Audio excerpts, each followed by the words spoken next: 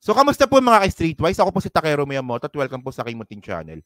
So, mga kababayan, ito medyo matagal na tong issue na to eh. Pero ngayon bigla siyang pumutok. Kasi po nakakuha po ito ng international audience. Kasi nga po mga kababayan, na-vlog po ito ng isang vlogger po sa Amerika. Yung sinabi nga po ni Baste kay PBBM. At base po dito sa video po na panonoorin natin, ito po ay pagbabanta po sa buhay po ng ating Presidente Bongbong Marcos. Kasi ako, napanood ko yun pero hindi ko na-gets eh. Pero nung na-vlog siya ng isang Amerikano, so parang, o nga no, bakit ganun yung sinabi ni Baste? Okay. So ngayon mga kababayan, ang sinasabi natin dito ito. Ano ba yun? From now on. Okay. So itong video po na to.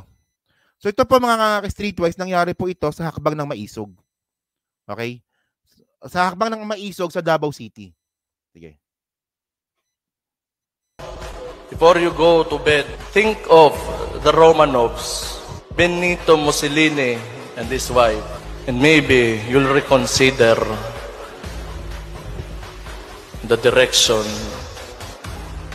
that you are taking. From now on, Palakpakan pa yung mga DDS, no? So ngayon, ito pong sinasabi po kasi ni Baste Duterte nung hakbang ng Maisog. Ewan ko lang kung walang nakagets, no? Pero ngayon kasi pumutok na naman ito eh. Okay. So ngayon, ang sabi ngayon dito ni Baste Duterte, ang kausap niya dito si PBBM.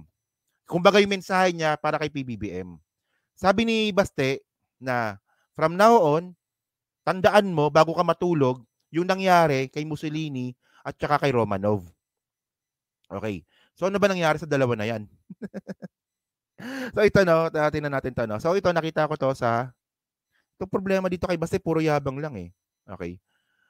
Okay, sabi dito no, yung Romanov po kasi mga kababayan no, the Romanov family was the first imperial dynasty to rule Russia. They first came to power in 1613 and take over the next 3 centuries. 18 Romanov took the Russian throne, including Peter the Great, Catherine the Great, Alexander, and Nicholas II. During the Russian Revolution of 1917, Bolshevik revolutionaries toppled the monarchy, ending Romanov dynasty. Okay. So ngayon, ang sabi ni Baste, tandaan mo Bongbong Marcos, in Tagalog, tandaan mo Kuting. Sabi niyang ganyan. Bago ka matulog, isipin mo yung nangyari sa Romanov at saka kay Mussolini. Pero mga kababayan, ito eh. Si Romanov po kasi, on the night of July 16, 1918, the family was ordered to dress and go down to the cellar of the Impatev house where they were lined up if posing for a photograph. Then the entire Romanov was executed. O, di ba? Patayan. So, diyan magaling, di ba? Diyan magaling si Baste. Manakot. O, kita mo, tulad yan, merong utak-ipis dito. O, kababae mong tao pero utak-ipis ka. O, nagpakita ako ng video na si Baste po ay tinitreten si PBBM. Di ba? Ang sabi niya, kino-compare niya ngayon yung posibleng mangyari kay PBBM sa Romanov, kay Romanov family at saka kay, pangalan nito? Kay Mussolini. Ito, may mga binasa ako dito ah. Anong fake news dito? Ganyan po talaga mga kababayan pag utak-ipis. Nagpapakita ka na ng ebidensya para sa kanila fake news pa rin. Ulitin ko lang kung bakit ko kayo tinatawag na utak-ipis. Ganyan po talaga. Yung utak-ipis po kasi mga kababayan, kasi nasubukan ko yun eh. Yung ipis po, nung bata ako, yung ipis, tinanggalan ko ng ulo. Buhay pa rin. Buhay pa rin. So, nabubuhay po ang ipis kahit wala pong ulo. Kahit wala pong utak. So, ganyan po yung mga utak-ipis po ng mga DBS. Duterte, Bobo, supporter. Kahit walang utak, mabubuhay sila. Kaya nga utak-ipis eh. Isipin niyo mga kababayan, dyan ako medyo naiinis sa mga DBS eh. Nagpapakita ka ng ebidensya. Nagpapakita ka ng mismong statement ni Baste Duterte na na gusto niyang ipatigok yung presidente Bongbong Marcos natin, yung buong pamilya pa talaga. Oh. Tapos bilang may magko-comment diyan, fake news kang vlogger ka. Nagpakita ko ng evidence eh. Tapos fake news pa rin. Oh, 'di ba? So medyo mahina po talaga yung mga utak ninyo, no? Okay? So ang gawin ninyo, 'di ba? Ilibing niyo sarili ninyo. Sabi ko sa inyo eh, oh. So ngayon mga kababayan, ang sinabi nga po ni Baste dito, ulitin ko lang, no? Oh, Bongbong Marcos, kuting, sabi niya gano'n. Oh, bago ka matulog, isipin mo yung nangyari sa Romanov, kay Romanov. Una kasi, yung Romanov family po, 3 century po hinawakan nila yung Russia bago sila pinatigok. Oh. So ito ba ang gusto ni Baste? 'Di ba kitilan ng buhay talaga? Tapos naman yung nangyari naman kay Mussolini, ang sabi naman dito sa kay Mussolini naman, Romanov family pala, no? Mali-mali yung ano ko, no? Nagdoble-doble pala ako. Okay, kay Mussolini naman, no? Kay Benito Mussolini, executed na 1945. So si Mussolini naman po ay on April 28, 1945, Benito Mussolini and his mistress Clara Petazzi are shot by Italian partisan who had captured the couple as they attempted to flee to Switzerland. So, ano ba Baste? So, hanggang ganyan na lang po talaga yung utak ni Baste. Puro pananakot na lang. Oh, anong nangyari sa drug war ni Baste? Ano nangyari sa drug war ni Baste? Wala, di ba? Oh, binawi niya eh. Di ba sabi ni Baste, ang tapang-tapang niya pang nung una niya binanggit yan eh, na kamo nga tanan ng mga drug pusher, patyon ko kamutanan, sabi niya gano'n. Patyon ko kamutanan, sabi niya gano'n. Tapang pa talaga eh. O pagkatapos nung nasita siya, hindi ko naman sinabi na na ipapapatay ko sila. Ako gagawa, sabi niya gano'n. Ang linaw-linaw naman ang sinabi ko, sabi ko ako. Tanga-tanga na lang talaga. Yan na naman eh. Bumabalik na naman yung bunganga ko. Ikot talaga itong mga DBS na to, no. So ngayon, okay lang sana kung magaling si Baste eh. Pero Baste, bago ka sana magsalita or bago ka mag-threat sa ating presidente, ayusin mo muna yung Davao. Ayusin mo muna yung Davao. Oh, sabihin niyo naman fake news to ha. Ito galing ito sa PSA. Oh, Philippine Statistics Office. Oh, mga kababayan, Davao City. City of Davao, poverty rate 21.7%. Ayan no. Oh, baka sabihin niyo fake na naman eh. Oh. City of Davao. Teka lang, malinaw ba? Oh, yan ha. City of Davao. Oh.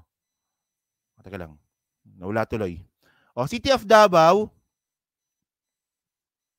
City of Davao noong 2018 mga kababayan, malinaw naman noong 2018, yung poverty rate po ng City of Davao 7.8. Okay, mababa to actually. Tapos noong 2021, City of Davao 6.0. Pero nung si Baste naging mayor 2023, 21.7% na. So ibig sabihin nun mga kababayan, sa 10 pamilya, meron 2 naghihirap sa Davao. Oh. So ito mga kababayan, di ba? Bago sabihin muna ni Baste na isa rin dating gumagamit din, di ba? Mukhang rin eh. Mukhang gumagamit din tong si Baste eh. Oh. Actually, no, si Baste, na yan eh. Diner na po yan ni Baron Geisler eh. Di ba sabi dati ni Baron Geisler, magpa-drug test tayong 3. Si Baste at saka si Pulong. Wala, hindi what do you call this? Hindi sumunod yung magkapatid. So ang tanong kasi dito, bakit nakikipag-dare si Baron Geisler na drug test sa dalawang magkapatid kung wala siyang alam? 'Di ba? Ayun eh. Gawa kasi ng mga Duterte, bintang nila sa iba. Oh, ngayon Baste, ang sinasabi natin dito, Tinatakot mo ngayon si PBBM na posibleng mangyari sa kanya yung nangyari kay Romanov tsaka kay Mussolini.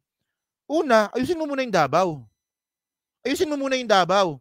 Isipin mo nangingialam ka sa national issues, pero yung Davao City, sa 10 pamilya, 2 doon naghihirap. At ikaw ata pinakamataas dito eh. Tingnan natin 21%, no?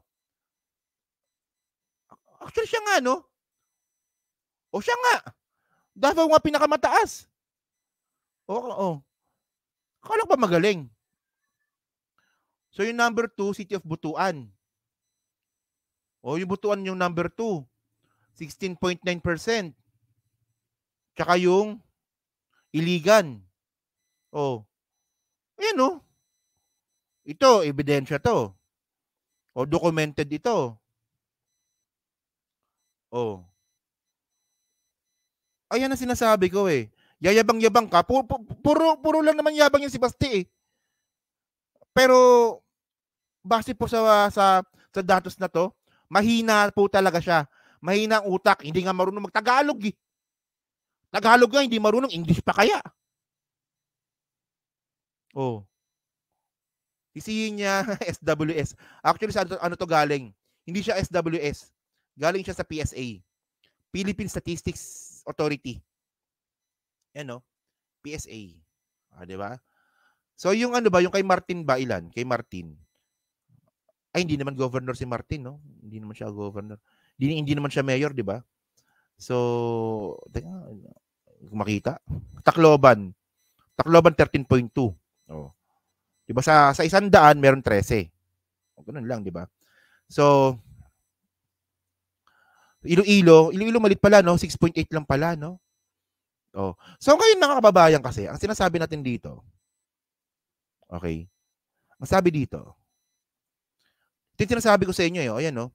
Sino ba ngayon ang mukhang gumagamit? Actually, inayos lang naman ni Baste yung mukha niya nung tumakbo siyang mayor. nung si Baste, nung hindi pa tumatakbong mayor at wala pa sa politika, ganyan po itsura niya. Ngayon, nagkunwaring naliligo na, nagkunwaring disente na. So, kaplastikan 'yon. Ito po yung totoong Baste. So, sino ba dapat ang magpatingin po para mag-drug test? Di ba? Sabi ko sa inyo, punta kayo dito, di ba? Puro kaingotan lang naman pala papakita nyo. So, sabi nga ni Baste, no? Wala naman ako sinabi at inutusan. Ang sabi ko, ako ang papat. Ayan, no? Naman palusot ni Baste. Oo nga naman. Sabi ni Baste, siya gagawa eh. Oo nga, tama nga naman. Sabi ni Baste doon sa speech niya.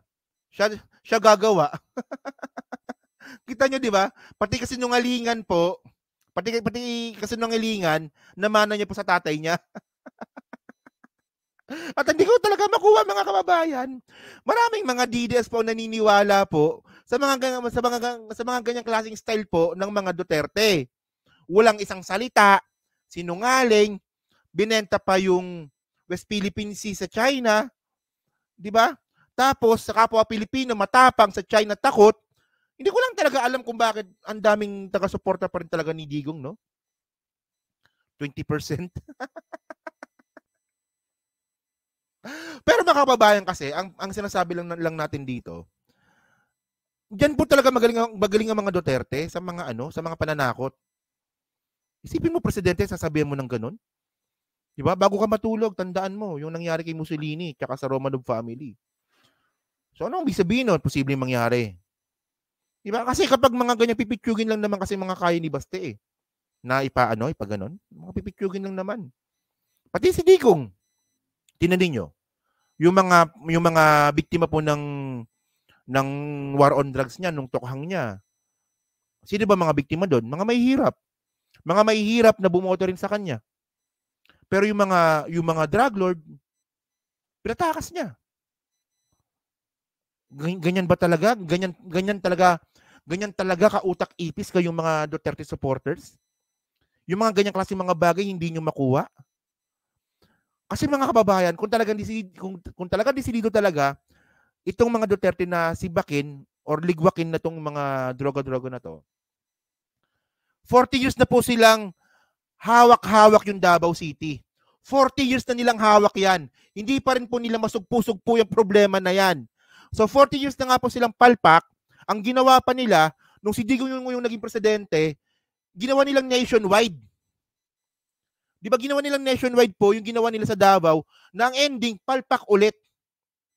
40 years na nga ang palpak sa Davao, ginawa pa nilang nationwide. Oh. Ayun ba, naisip nyo ba yon kayong mga DBS? Duterte of supporter? Naisip nyo ba yon? 40 years na nahawak ng mga Duterte ang Davao City. Hindi nila matapos-tapos yung problema na yan? Tapos sasabihin ninyo, magaling? Oh, si PBBM po ang ginawa ni PBBM. Di ba sinimulan niya sa mga pulis? Oh, yung mga pulis na nasangkot diyan sa droga, si Bak ni-relieve. Oh, ganun dapat, di ba? Oh. So yun mga kababayan, so diyan po sa 1,500 po na nanonood, ano masabi niyo nga po dito sa sinabi nga po ni Baste? Na ako naniniwala ako no na ito is ano to? Threat. Babal ano bang takot? Ano bang sa Tagalog ng threat na basa ko kanina eh? Ano ba sa Tagalog nun ng threat? Pagbabanta. Okay. Kayo ba naniniwala ba kayo na pagbabanta itong ginawa ni Baste? Kasi ito nakaligtaan natin to eh. Bigla na lang lumabas ulit dahil nga po na content ito ng isang vlogger na Amerikano. Diba? So yun no. So dyan po sa 1,500 po na nanonood. So di pa po nakakapag-like, palag na lang po ng video po na to. Dyan po sa Team Replays, ano nga po masasabi nyo nga po dito sa content po natin ngayon. No? So thank you po mga kababayan and then mga ka-Streetwise.